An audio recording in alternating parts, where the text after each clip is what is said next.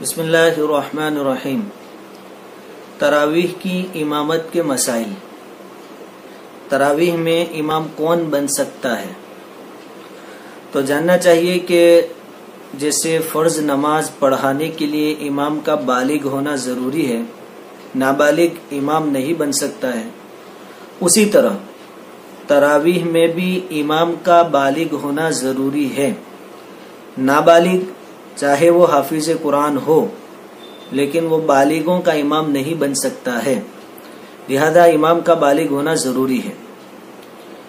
بالغ ہونے کی نشانیاں کیا ہیں؟ بنیادی دو چیزیں ہیں۔ ایک تو یہ کہ بچے کو احتلام ہو جائے، یا یہ کہ اس نے اگر کسی کے ساتھ ہم بستری کی تو اس کو حمل رہ جائے۔ اگر یہ دو نشانیاں پائی جاتی ہے تو وہ بالغ شمار ہوگا، اور اگر یہ دو نشانیاں نہیں پائی گئی تو جب اس کے 15 سال بالکل مکمل پورے ہو جائیں گے اس وقت وہ بالغ شمار ہوگا، پھر چاہے احتلام ہوا ہو یا نہ ہوا ہو، کوئی نشانی ظاہر ہوئی ہو یا نہ ہوئی ہو۔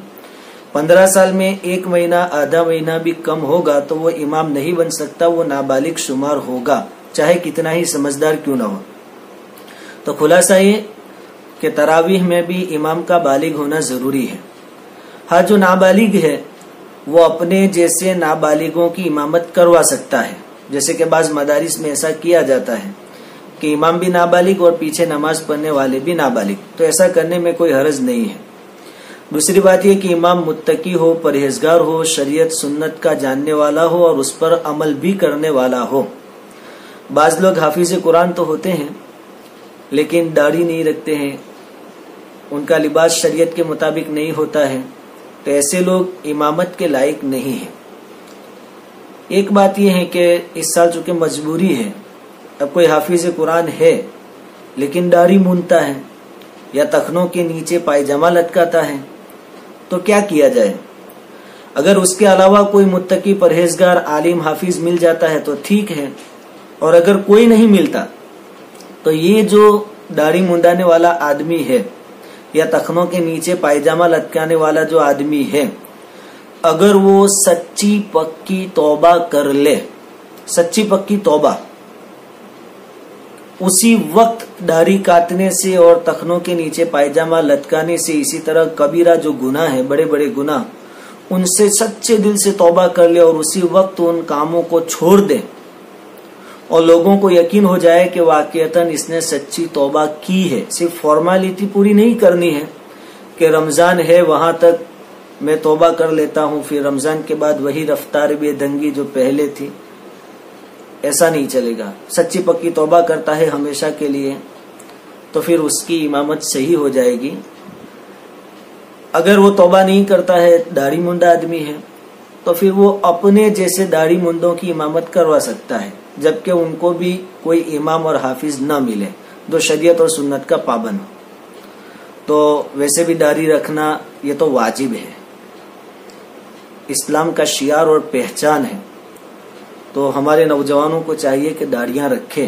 حضور صلی اللہ علیہ وسلم نے فرمایا کہ مونچھوں کو خوب تراشو اور داڑھیوں کو بڑھاؤ، یہ پہچان ہے ایک مسلمان کی۔ جیسے بغیر میناروں کی مسجدیں اچھی نہیں لگتی، ایسے ہی بغیر داڑھی کے مسلمان بھی اچھے نہیں لگتے۔ اس لیے جو نوجوان حافظ ہے، قرآن کو جانتے ہیں، ان کو چاہیے کہ سچی پکی توبہ کر لیں، اللہ رب العزت معاف کرنے والے ہیں، اور رمضان کا مہینہ معافی تلافی کا ہے، سچی پکی توبہ کریں اور لوگوں کو امامت کراویں۔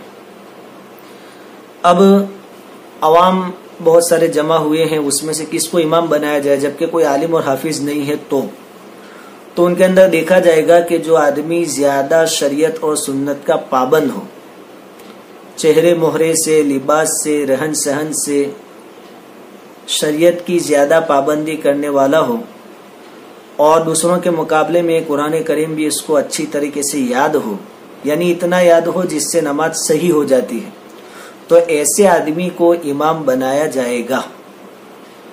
ایک مسئلہ اور بتا دیں کہ نابالغ نماز تو نہیں پڑھا سکتا، بالغوں کا امام تو نہیں بن سکتا، لیکن کسی بالغ کے پیچھے نابالغ نماز پڑھے اور तरावीह में कोई भूल गई, गलती हो गई, अब ये नाबालिग अगर लुकमा देना चाहे तो दे सकता है और इमाम उसके लुकमे को कबूल कर सकता है। उसके लुकमे को कबूल करने की वजह से इमाम की नमाज में कोई खराबी नहीं आएगी। और उलमा ने लिखा है कि इस नीयत से कि गलती निकालने वाला कोई नहीं है, सिर्फ नाबालिग है। नाबालिग लेकिन समझदार भी होना चाहिए, जो पाकी नापाकी का ख्याल रखता हो, 10 से ऊपर के साल का हो, एहतियात से काम लेता हो ऐसा। तो ऐसे नाबालिग को भूल निकालने के वास्ते इमाम को लुकमा देने की गर्ज से पहली सफ में खड़ा करने में भी कोई हरज नहीं है। एक बात और के तरावीह में हमारे नजदीक यानी हनफियों के नजदीक कुरान करीम को देख कर पढ़ना सही नहीं है, उससे नमाज फासिद हो जाएगी।